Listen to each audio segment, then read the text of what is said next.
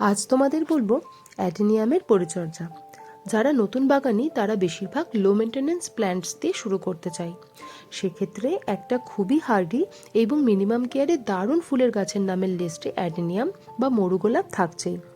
Adenium ফুলের অনেক variety হয়, তাই কেউ চাইলে শুধুমাত্র অ্যাডেনিয়াম দিয়ে অতি সহজে একটা সুন্দর ফুলের বাগান বানাতে পারে, যেখানে সারা বছর কম বেশি ফুল থাকবেই। এই গাছটি বহু বর্ষজীবী। এর বয়স যত বাড়ে তত বেশি সুন্দর দেখায়। এর সৌন্দর্য শুধু ফুলে নয়, এর কর্ডেক্সও ভীষণ সুন্দর। তাই তো নতুন হোক বা পুরনো, সকল বাগানই এই গাছ ভীষণ পছন্দ করে। এর প্রপার কেয়ার করতে হলে আগে জানতে হবে এটা ন্যাচারাল হ্যাবিটেট কেমন হয়।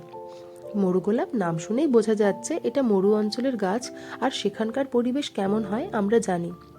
এই গাছটা মরু অঞ্চলের তীব্র রোদ আর কম জল পরিবেশে দারুণ থাকে, ওটাই ওর ন্যাচারাল হ্যাবিটেট। তাই আমরা এই ব্যাপারটা মাথায় রাখবো এবং এটার যত্ন সেভাবেই করব। ওয়ান বাই ওয়ান বিভিন্ন বিষয় নিয়ে আলোচনা করব। প্রথমে বলছি মিডিয়া। একটা গাছ এনে আগে তার গোড়ার মাটি সম্পূর্ণ ধুয়ে ফেলতে হবে। এটা এই জন্য বললাম কারণ নার্সারি গাছের মিডিয়া সাধারণত তেমন ওয়েল ড্রেন্ড হয় না, আর এই গাছের মাটিতে বেশিক্ষণ জল ধরা থাকলে গাছের ক্ষতি হতে বাধ্য। ইনফ্যাক্ট আমার একটা খুব সুন্দর অ্যাডেনিয়াম ফুলের গাছ এই ভুল মিডিয়া জল মাটিতে তাড়াতাড়ি না শুকনো হওয়ার কারণে গোড়া পচে গাছটি মারা যায়। তাই আমি বলবো নতুন গাছ বসানোই হোক বা পুরনো গাছ রিপোর্টিং, সব প্রপার মিডিয়াতেই করতে হবে। এর মিডিয়া এমনভাবে বানাও যাতে গাছে মাটিতে জল দেবার পর তাড়াতাড়ি শুকিয়ে যায়। এক্ষেত্রে আমি যেটা করি, সমস্ত গাছের জন্য যে জেনারেল সয়েল মিক্সটা বানাই সেটার সাথে আরও বেশি ওয়েল ড্রেন্ড করার জন্য সিন্ডার মিশিয়ে দিই। ব্যাস, সমস্যা এখানেই অর্ধেক শেষ। এবার আসি জল কেমন দেব। মাটি সম্পূর্ণ শুকোলে তবেই জল। ইনফ্রিকুয়েন্ট ওয়াটারিং করতে হবে।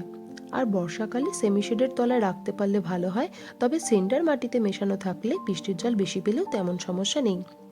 আর আমি এখন ভিডিও রেকর্ড করছি ডিসেম্বর এন্ড শীতকাল, এখন 10-15 দিন অন্তর গাছের মাটিতে জল দিই। এখন বলি কেমন রোদ প্রয়োজন। অবশ্যই ফুল সানলাইট। এই গাছ রোদ ভালোবাসে। রোদ কম পেলে গাছের গ্রোথ আর ওভারঅল ফ্লাওয়ারিং কোনোটাই ভালো হয় না, তাই সারা বছর ফুল সানলাইট মাস্ট। এবার বলবো লাস্ট বাট নট লিস্ট, সার কেমন দেব। সারের মধ্যে অনেকেই কেমিক্যাল ফার্টিলাইজার যেমন লাল পটাশ, ডিফারেন্ট এনপিকে ইউজ করে থাকেন, কিন্তু আমি পার্মানেন্ট গাছের ক্ষেত্রে অর্গানিকটাই প্রেফার করি। তাই মিক্সড জৈব সার গাছের মাটিতে দিই। এছাড়া গাছ সুস্থ রাখতে আর ফ্লাওয়ারিং বুস্ট করতে মাসে একবার কোনো একটা মাইক্রোনিউট্রিয়েন্টস আর কোনো ভালো মানের ফাঙ্গিসাইড গাছের পাতায় স্প্রে করে দিই।